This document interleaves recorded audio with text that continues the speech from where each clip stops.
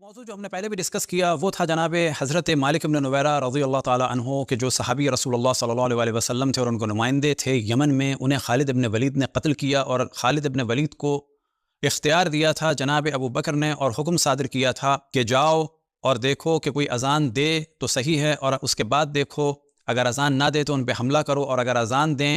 تو دیکھو نماز پڑھی کہ نہیں، اور اگر نماز پڑھ لی تو اس کے بعد ان سے زکوٰۃ مانگو، اور اگر زکوٰۃ دے دیں تو صحیح، ورنہ ان پر غیر اطلاع کے حملہ کرو اور انہیں جلا دو اور قتل کر دو اور جو چاہے کرو۔ یہ تھا وہ موضوع کہ جو ہم نے پہلے بھی ڈسکس کیا۔ بعض لوگ اس میں پریشان ہوئے، ایک بہت بڑی تعداد علماء اہل سنت کی، ایک بہت بڑی تعداد ہمارے برادران اہل سنت کی ان چیزوں کو سن کر ذرا سی حیران بھی ہوئی، اور بعد میں لوگوں نے تحقیق کی اور اقرار بھی کیا کہ یہ چیزیں تو ہمیں معلوم نہیں تھی۔ لیکن کچھ ان لوگوں نے کہ جو فیعت الباغیہ ہیں، ایک باغی گروہ سے ان کا تعلق ہے، ناصبی ہیں، خارجی ہیں، دشمن رسول اور دشمن آل رسول ہیں، مجبوراً رسول اللہ صلی اللہ علیہ وسلم کا نام لیتے ہیں، لیکن در حقیقت وہ دشمنان رسول اللہ صلی اللہ علیہ وسلم اور دشمنان اہل بیت علیہم السلام کو سپورٹ کرنے کے لیے رسول اللہ صلی اللہ علیہ وسلم کا نام لے لیتے ہیں، لیکن فضائل اور ذکر تو ان سے رسول اللہ صلی اللہ علیہ وسلم کا بھی ہضم نہیں۔ عام طور پر یہ شور کر کر کے شیعوں کو ان صدیوں میں کروڑوں کی تعداد میں قتل کیا گیا کہ شیعہ اصحاب کو نہیں مانتے، تو یہ ہم بات بتا دیں کہ ہم اصحاب کو مانتے ہیں، لیکن ان اصحاب کو مانتے ہیں کہ جنہوں نے رسول اللہ صلی اللہ علیہ وسلم کے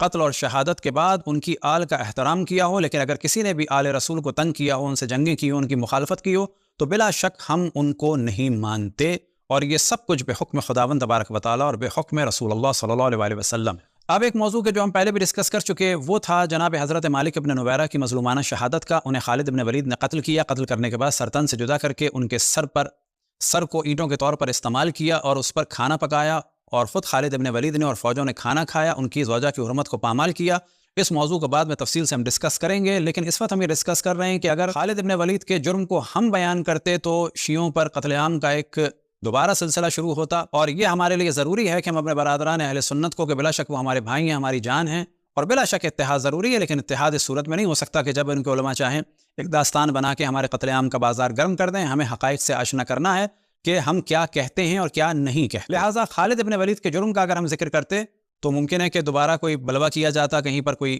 پرابلم کریٹ کیا جاتا، لیکن خوش قسمتی سے اب یہ ایک سلسلہ ہوا۔ دو کلپ آپ کے سامنے ہم پیش کریں گے۔ پہلا کلپ ہے انڈیا لکھنؤ سے مولانا سید سلمان ندوی صاحب کا، کہ وہ برس رہے ہیں اور ناراض ہو رہے ہیں ایک سعودی وہابی اور دیوبندی ٹائپ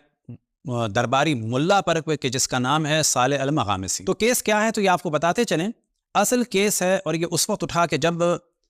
جمال خاشقچی کو قتل کیا گیا۔ اب جمال خاشقچی کو جب قتل کیا گیا تو اس کے قتل کو جسٹیفائی کرنے کے لیے بالآخر، جیسے کہ اور علماء اہل سنت ہر غلط کام کے لیے کہیں نہ کہیں سے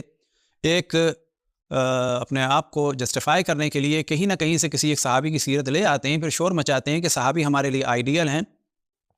کلہم عدول، یہ سب کے سب عادل ہیں اور ہدایت کے ستارے ہیں، بِأَيِّهِمْ اقتدیتم اہتدیتم، ان میں سے جس کی بھی اقتدا کرو فلاح پاؤ گے۔ یہ وہ موضوعات ہیں جو اہل بیت علیہم السلام کے مقابلے میں آنے والوں کو سپورٹ کرنے کے لیے یہ موضوعات بنائے گئے۔ یعنی جو بھی اہل بیت کے مقابلے میں آئے تو کہا جائے نہ ایسے کچھ نہ کہو، یہ صحابی ہے اور صحابی جنت کے ستارے ہیں، جبکہ ایسا کچھ بھی رسول اللہ صلی اللہ علیہ وسلم نے، قرآن نے مطلقاً نہیں کہا۔ قرآن میں اصحاب کی توہین بھی ہے اور اصحاب کی فضیلت بھی ہے۔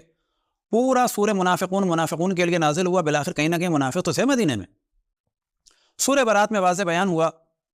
وَمِمَّنْ حَوْلَكُمْ مِنَ الْأَعْرَابِ مُنَافِقُونَ، اے میرے حبیب تمہارے ارد گرد جو اعراب ہیں ان میں منافق ہیں۔ وَمِنْ أَهْلِ الْمَدِينَةِ مَرَضُوا عَلَى النِّفَاقِ، اور اہل مدینہ میں لوگ ہیں جو نفاق میں شدید ہیں۔ تو اب خالد ابن ولید کے جرم کے ذریعے سے جسٹیفائی کیا جا رہا ہے محمد بن سلمان اور اس کے غنڈوں کے جرائم کو، کہ جو ان لوگوں نے انجام دیے جناب جمال خاشقچی کے ساتھ۔ اس پر ناراض ہو رہے ہیں مولانا سید سلمان ندوی صاحب،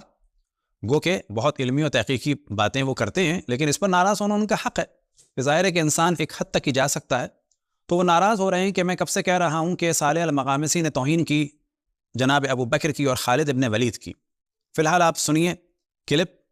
جناب سلمان ندوی صاحب۔ اس کے بعد پھر صالح مغامسی جو حکومت کے بڑے ہی مقرب عالم ہیں اور بڑے ان کے چرچے و تذکرے رہے، انہوں نے جمال خاشقجی کے قتل کی واردات جب ترکی میں سعودی ایمبیسی میں ہوئی، ان کو مارا گیا، کاٹا گیا، آری سے کاٹ دیا گیا، جلا دیا گیا، جلسا دیا گیا، جب یہ واقعہ پیش آیا تو انہوں نے اس واقعے کو تشبیہ دی حضرت ابو بکر اور حضرت خالد ابن الولید سے، یعنی خالد ابن الولید نے غلطی کی اور انہوں نے فلاں صحابی کے ساتھ زیادتی کر دی تھی، اس کا تذکرہ حدیثوں میں موجود ہے، اور ابو بکر صدیق نے